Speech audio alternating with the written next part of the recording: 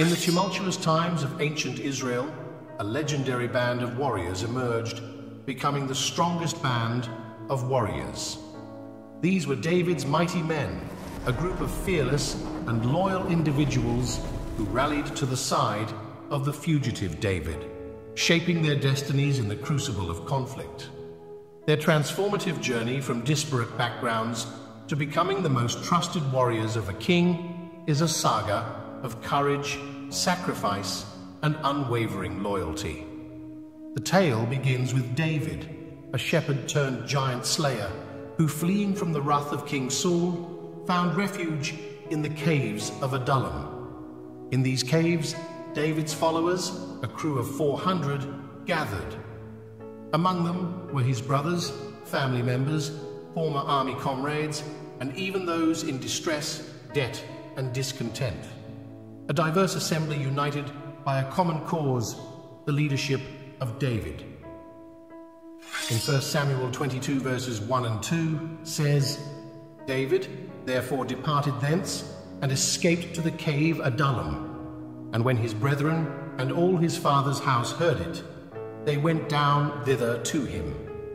And everyone that was in distress, and everyone that was in debt, and everyone that was discontented, gathered themselves unto him, and he became a captain over them, and there were with him about 400 men. This will be the formation of the greatest army Israel has ever had. They started with David when he had nothing, and when he was running like a fugitive. They were men who saw the future. They believed in David, and they committed their lives to him and what was it the Lord wants to do with him. It takes courage to follow a man whom you do not yet see his future. By identifying with David at such trying time means declaring themselves enemies to Saul, and they were ready to bear the consequences. They were not mighty men from the beginning, but David became their captain. What greatness can come out of life totally yielded to God? They were ready to die for David, and David never took that for granted. Even when he became king, these men became the captains and generals of his army. The impact of these men on the nation of Israel was remarkable that the Lord acknowledged it, and a chapter of the Bible was used to acknowledge and tell of their acts. We will explore few of the greatest of them. Tell me on the comment section which of these mighty men amazes you most. Stay through, you will discover shockingly Joab, the captain of David's army, was not mentioned. He was supposed to be the first in the list, but by the time this chronicle was written, he was disqualified. May we not be found wanting like Joab.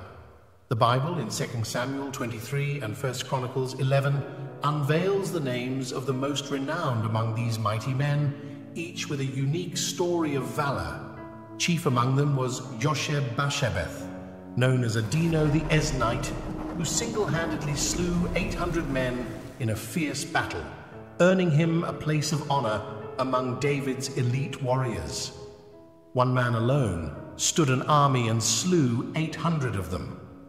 Following closely was Eleazar, the son of Dodo, who stood steadfast when the Philistines threatened, fighting until his hand clung to the sword.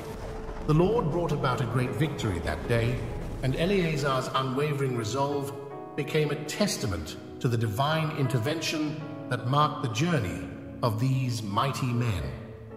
I have always wondered when I read this man, he fought with his life, and he fought to the point that the sword became an extension of his hands.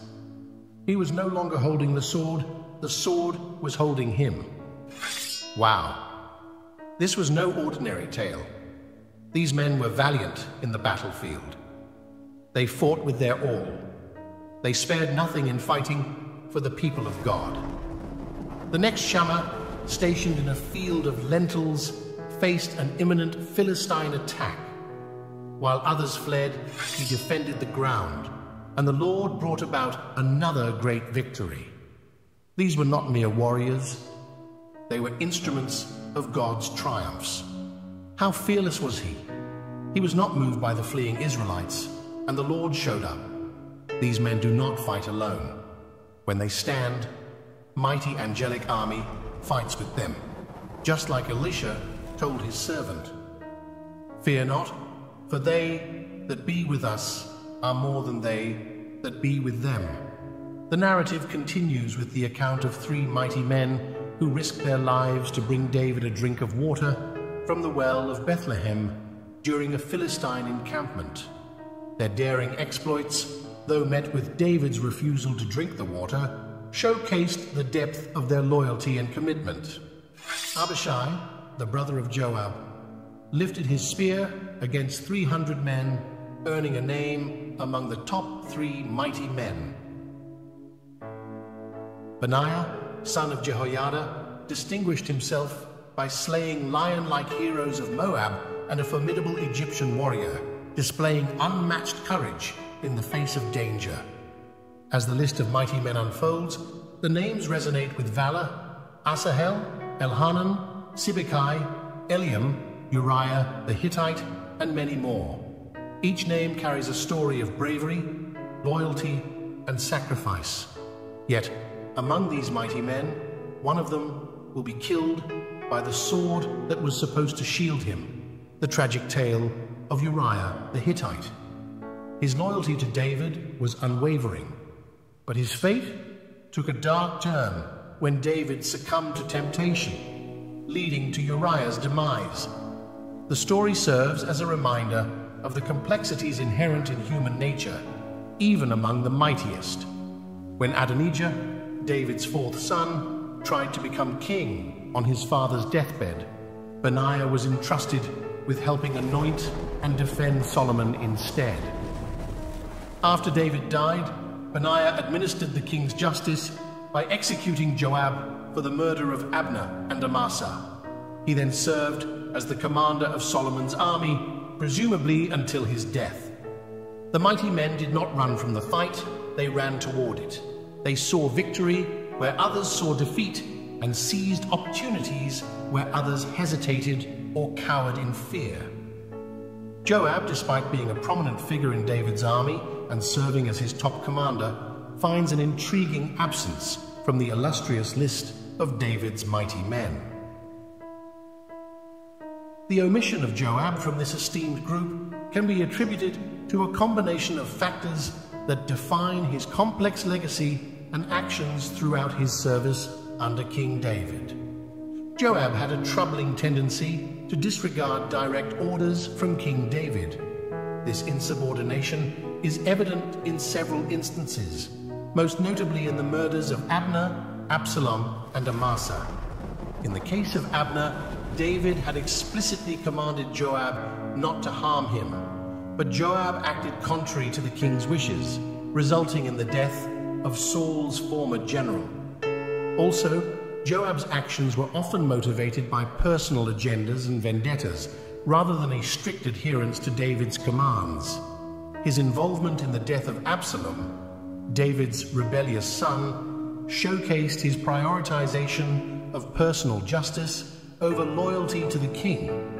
At one point when he was fighting against the Ammonites, while David was at Jerusalem. And Joab sent messengers to David and said, "I have fought against Rabbah and have taken the city of waters. Now therefore, gather the rest of the people together and encamp against the city and take it, lest I take the city and it be called after my name."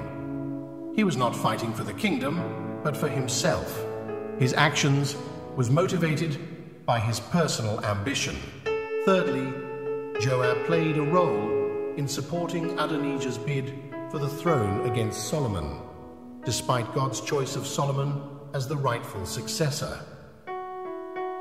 This act of siding with Adonijah against God's plan was a deviation from the path of unwavering loyalty that characterized the mighty men. The mighty men, though fierce warriors, were honored for acts that aligned with God's will and justice.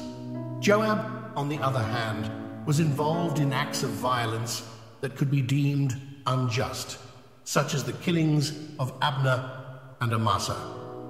These actions might have been viewed as contradictory, to the principles that defined the mighty men.